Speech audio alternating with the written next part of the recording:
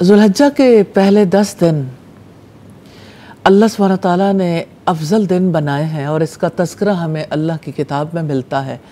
वल फज्रि व लयालिन अश्र, कसम है फ़जर की और 10 रातों की। और सैयदना अब्दुल्लाह इब्न अब्बास कहते हैं कि इन 10 रातों से मुराद ज़ुल्हिज्जा के 10 दिन हैं। हज वाला महीना ज़ुल्हिज्जा, जिसमें हाजी हज करने के लिए पहुँचते हैं, गो के हाजी तो मनासिक हज अदा करते हैं, लेकिन असल में ये तमाम मुसलमानों के लिए, पूरी दुनिया के इंसानों के लिए यादों का महीना है। सुभान अल्लाह। और अल्लाह सुब्हानहू तआला ने इन यादों के दिनों को सबसे अफजल करार दिया है। और उस्ताद ये यादें किसकी हैं? यादें उन्हीं की जिन्होंने वफा का हक़ अदा कर दिया। इब्राहीम अलैहिस्सलाम के बारे में अल्लाह सुब्हानहू तआला ने यही इरशाद फरमाया कि इब्राहीम तो वो हैं जिन्होंने वफा का हक़ अदा कर दिया। तो इब्राहीम अलैहिस्सलाम पर 30 बड़ी बड़ी आजमाइशें आईं। कहने को आजमाइश एक वर्ड है, लेकिन जब इंसान उससे गुज़रता है एक एक आजमाइश से, तो उसे पता चलता है कि उस आजमाइश में अपना तवाज़ुन बरकरार रखना भी कितना मुश्किल हो जाता है, और फिर किस तरह से उससे बाहर आना, फिर अल्लाह सुब्हानहू तआला का शुक्रगुज़ार होना। और जब इंसान अल्लाह ताला के अहकामात पर अमल करता है तो हर आजमाइश उसको और ज़्यादा निखार देती है, हर आजमाइश और ज़्यादा आगे बढ़ा देती है।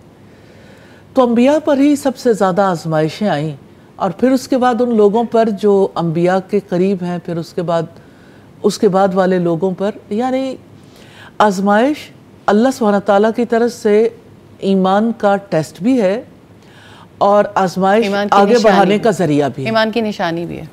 जी बिल्कुल, क्योंकि 30 आजमाइशों का तो मतलब है कि सारी ज़िंदगी आजमाइशों में ही गुजर गई, सारी ज़िंदगी आजमाइशों और में हमारे यहाँ तो किसी के ऊपर आजमाइश आ जाए तो कहते हैं ज़रूर इसका कोई करना इसके आगे आ गया होगा। असल में जहालत का तो कोई तोड़ नहीं है ना। जी बिल्कुल। जैसे कहते हैं ना कि वहम का इलाज लुक़मान हकीम के पास भी नहीं है। बिल्कुल। तो इसी तरह से जहालत का इलाज है तो इल्म ही, लेकिन जो इल्म भी हासिल ना करना चाहे तो ये लाइलाज मर्ज है।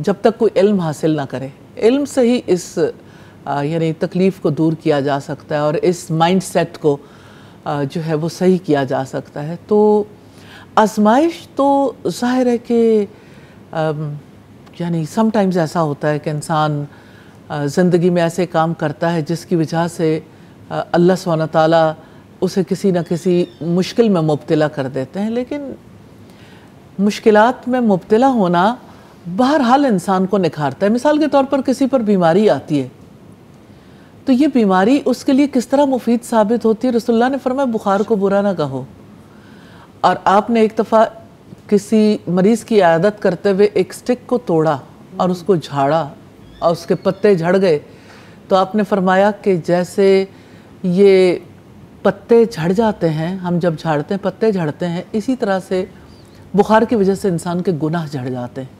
तो आजमाइशें तो इंसान को पाक करने के लिए, आजमाइशें तो आगे बढ़ाने के लिए आते हैं। इब्राहीम अलैहिस्सलाम पर 30 बड़ी आजमाइशें आईं, और उससे फिर आजमाइशें आएँ और इंसान अल्लाह ताला के अहकामात पर चले तो फिर, और अल्लाह ताला को राज़ी करने के काम करें तो इतना बड़ा अजर है। बिल्कुल बिल्कुल। और आप देखें कि अल्लाह सुब्हानहू तआला ने उन्हें अपना खलील बनाया, यानी स्टेप बाय स्टेप आगे बढ़ाया, और फिर किस तरह से इतना बड़ा दर्जा अता किया।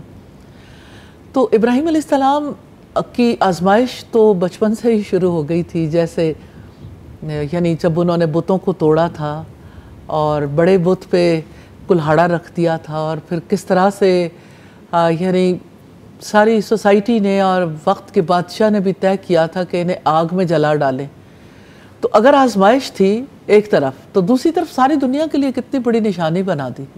और अगर इब्राहीम अलैहिस्सलाम को यानी ये आजमाइश पेश ना आती तो इब्राहीम अलैहिस्सलाम तो इराक़ ही में होते जी,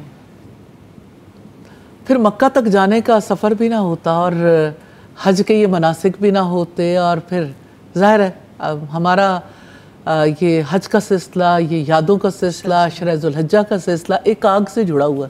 सुभान अल्लाह। वो आग जिसमें इब्राहीम अलैहिस्सलाम को जलाना था, और वो आग ठंडी हो गई थी।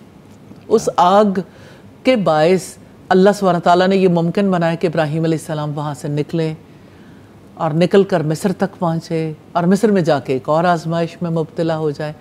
اور اگر ایک بادشاہ سے یعنی اس کے یعنی جال سے نکلے تھے تو دوسرے بادشاہ کے جال میں جا پھنسے. بظاہر تو پھنسنا ہی لگتا ہے نا, لیکن اللہ سبحانہ تعالیٰ کی تقدیر دھیرے دھیرے کسی اور مقام کی طرف لے جا رہی تھی. اور مصر کے بادشاہ نے جب سیدہ سارہ پر بری نظر رکھی تو اللہ سبحانہ تعالیٰ نے کس طرح سیدہ ہاجرہ کا تحفہ سیدہ سارہ تک پہنچایا, اور سیدہ سارہ کے توسط سے ابراہیم علیہ السلام تک, پھر اسماعیل علیہ السلام پیدا ہوئے, اور پھر سیدہ سارہ کا دل تھوڑا متاثر ہوا, اور پھر کس طرح سیدہ ہاجرہ کو حرم کی سرزمین میں بلد امین میں پہنچا دیا گیا جب وہ ایک صحرا تھا, بے آب و گیاہ وادی تھی. اور یہیں سے یادوں کا سلسلہ شروع ہوتا ہے. لیکن میں ہمیشہ ان یادوں کو اس آگ کے ساتھ نتھی کر کے ہی دیکھتی ہوں, کیونکہ بہرحال اسباب مسبب الاسباب ہی کے پیدا کردہ, اور انسان کو پتہ چلتا ہے کہ جو صورتحال سب سے زیادہ انسان کو تکلیف دہ محسوس ہوتی ہے اس میں کتنی خیر, کتنی حکمتیں اللہ سبحانہ تعالیٰ کی پوشیدہ ہوتی ہیں.